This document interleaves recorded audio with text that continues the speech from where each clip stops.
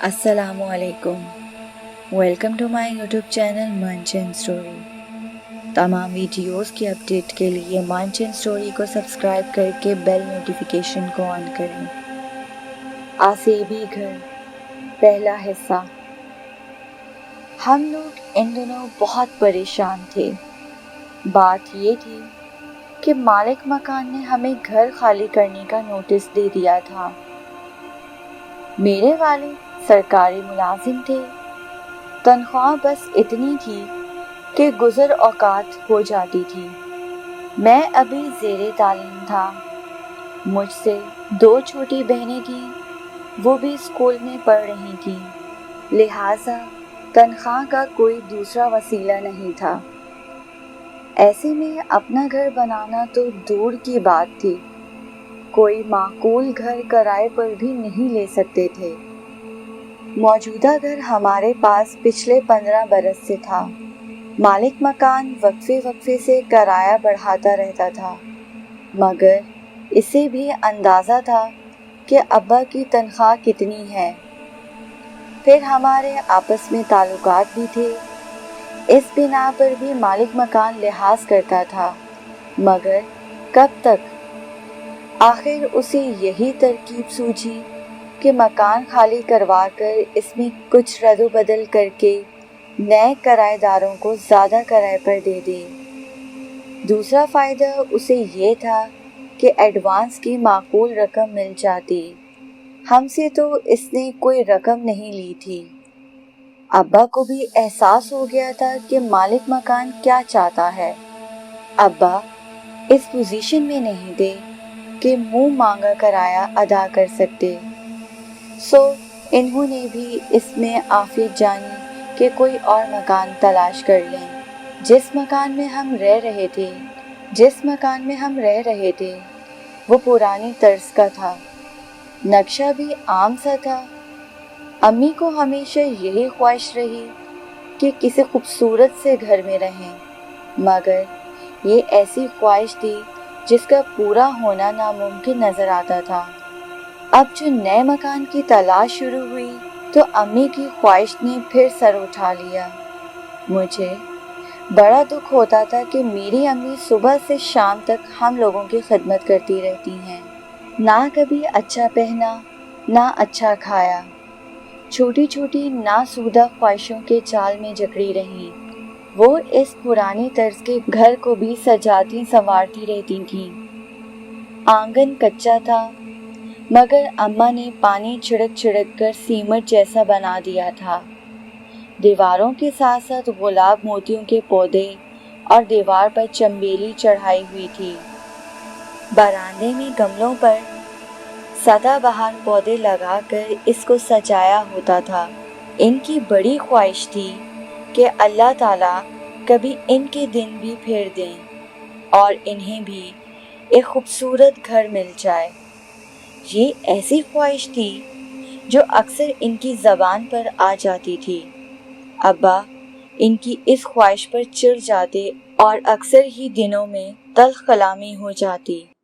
अब मालिक मकान ने जब मकान खाली करवाने का तय कर ही लिया तो नाचार अब्बू को नया घर ढूंढना पड़ा। अब्बा चाहते थे कि घर ऐसी जगह हो जहां से मेरा कॉलेज और बहनों का स्कूल नज़दीक पड़े, बस स्टॉप भी दूर ना हो और मार्केट भी करीब हो, आबादी भी अच्छी हो। ये तमाम खूबियां किराए के मकान में नहीं हो सकती। मैं अब्बा के साथ सुबह शाम घर देखने जाता था। जब कभी मैं निकलने लगता अम्मी आयशा से कहती, घर अच्छा बना हुआ हो। मैं अस्बात में सर हिलाता और दिल में ठान लेता कि जल्द से जल्द पढ़ लिख कर जो काम करूँगा वो ये होगा कि एक अच्छा सा घर बनाऊं, ऐसा घर जो अम्मी की उमंगों पर पूरा उतरे। अब्बा तो ये काम जिंदगी भर नहीं कर सकेंगे। बदनसीबी से हम जहाँ कहीं भी घर देखने गए, अगर घर अब्बा की ख्वाहिश के मुताबिक हो तो किराया इतना ज़्यादा होता था कि अब्बा अफोर्ड नहीं कर सकते थे। अगर किराया कम होता तो मुर्गी के डरबे जैसा फ्लैट या मकान मिलता। ऐसा खराब कि जिसमें रहने का तसव्वुर ना किया जा सके। जिस दौरान हम घर ढूंढ रहे थे, अब्बा की मुलाकात एक शख्स से हो गई जो एक स्टेट एजेंसी का मालिक था। इसने बताया कि हास के पास कई मुनासिब घर किराए पर मौजूद हैं। एक घर की तो इसने इतनी तारीफ की कि वो बहुत खूबसूरत और बिल्कुल नया मकान है। जिन लोगों ने वो घर बनवाया था वो अमेरिका चले गए हैं और हिदायत कर गए हैं बेशक किराया ज़्यादा ना लेना, मगर ऐसे लोगों को देना जो घर रखना जानते हों। वो तो चौकीदार रख कर जा रहे हैं, मगर मैंने मशवरा दिया कि चौकीदार भी घर की हिफाजत नहीं कर सकेगा। आजकल चौकीदार चारपाइयाँ तोड़ते रहते हैं और घर गफलत की नज़र हो जाता है। बच्चे शीशे तोड़ देते हैं, दीवारों से कूदकर फूल पौधे उजाड़ देते हैं। इसने मज़ीद बताया कि घर बहुत अच्छा है, बस आबादी से ज़रा सा दूर है। थोड़ा सा पैदल चलने के बाद स्टॉप मौजूद है और बाज़ार वगैरह भी है। अब्बा का ख्याल था कि जैसा घर वो बता रहा है इसका किराया बहुत ज़्यादा होगा, फिर आबादी से दूर होगा तो मेरी बहनों और मुझे स्कूल जाने में दिक्कत होगी। अब्बा तो अपनी 20 साल पुरानी बाइक पर ऑफिस चले जाते थे।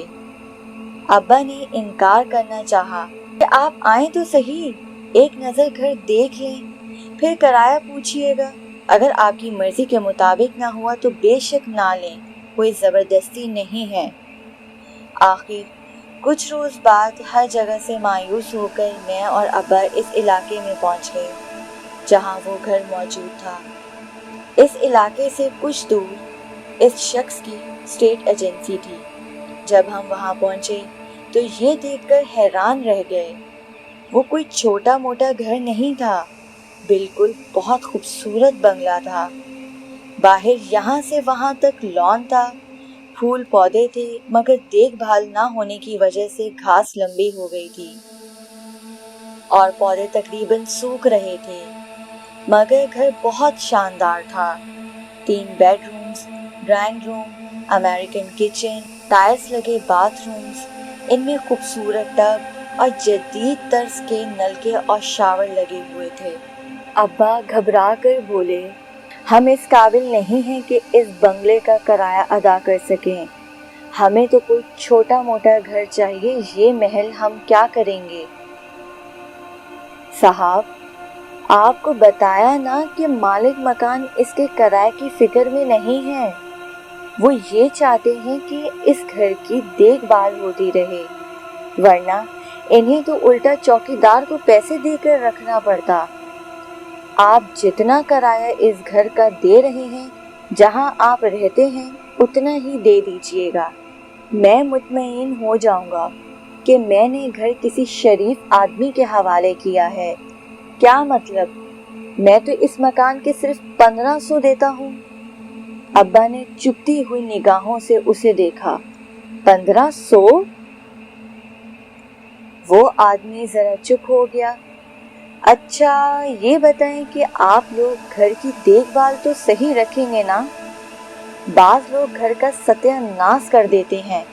दरअसल मुझे मेरे दोस्त ने बताया था कि आपकी वाइफ ने घर बहुत अच्छा रखा हुआ है। इस शख्स ने अब्बा के ऐसे दोस्त का हवाला दिया जो इत्तेफाक से इसका भी जानने वाला था और इसी ने उस शख्स की मुलाकात करवाई थी। ठीक है अब्बा, घर अच्छा है। अम्मी तो कितना ख्याल रखती हैं घर का। मैंने फौरन हामी भर ली।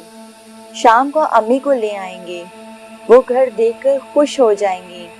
मैं बाइक पर फरा और सबा को स्टॉप तक छोड़ दिया करूँगा। मेरे लिए तो स्टॉप ज़्यादा दूर नहीं है। और क्या, जवान बच्चे हो, इस शख्स ने फौरन कहा। अब्बा सोच में पड़ गए। उसके सिवा चारा भी नहीं था और कोई दूसरा घर भी दस्तयाब नहीं था।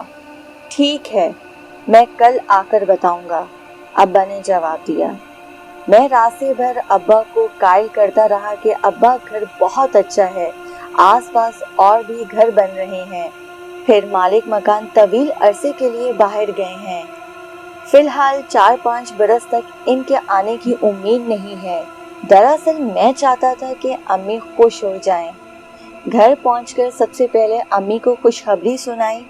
अम्मी तो एकदम पुरजोश हो गईं। अंधेरा ना हो जाता तो मैं अभी चली जाती, वो खुश होकर बोली। अब्बा किसी काम से बाहर गए तो मैंने दिल खोलकर इस घर की तारीफें की और एक एक चीज की तफसील बताई। अम्मी सारी तफसील सुनकर बहुत खुश हुई। कहने लगी, मैंने कुछ पैसे जोड़ रखे हैं और एक कमेटी भी डाली है तो लंबी मगर जल्दी मिल जाएगी। हम इन पैसों से ड्राइंग रूम के लिए सामान खरीद लेंगे। अम्मी बड़ी देर तक ख्वाब बनाती रहीं और मैं भी खुश होता रहा। छोटी बहनें भी खुश हो रही थीं। अगले रोज अम्मी, दोनों बहनें और मैं एक टैक्सी में अब्बू के साथ रवाना हुए। अब्बू ने रात को भी कई बार ये बात की कि घर आबादी से काफी दूर है और रास्ते में भी यही कहते रहे। मैं हैरान था कि अब्बा को दूसरा घर मिल नहीं रहा है, फिर भी इस घर में बुराइयां ढूंढ रहे हैं। बहरहाल हम सब जब वहां पहुंचे तो अम्मी की तो बादशाहें खुल गईं। बहनें भी बहुत खुश हुईं। एक बहन बोली, हाय यहाँ पढ़ने में कितना मजा आएगा। दूसरी बोली, शाम को बैडमिंटन भी खेलेंगे। अम्मी तो बार बार अंदर बाहर का चक्कर लगा रही थी। इन्हें यकीन नहीं आ रहा था कि इतना खूबसूरत घर इनको मिल जाएगा। वो बोली, ऐसा घर तो जंगल में भी हो तो मैं बाखुशी रह सकती हूँ। फिर इनकी निगाह साथ वाले प्लॉट पर पड़ी। वहाँ भी एक नामुकम्मल घर मौजूद था। ये भी बन रहा है शायद। खुदा करे अच्छे पड़ोसी हों। हम बड़ी देर तक वहाँ रहे। अब्बा ने जब सबको राजी देखा तो वापसी पर स्टेट एजेंसी वाले से बात तय करके आ गए। अगली किस्त देखने के लिए मंच एंड स्टोरी को सब्सक्राइब कर दें।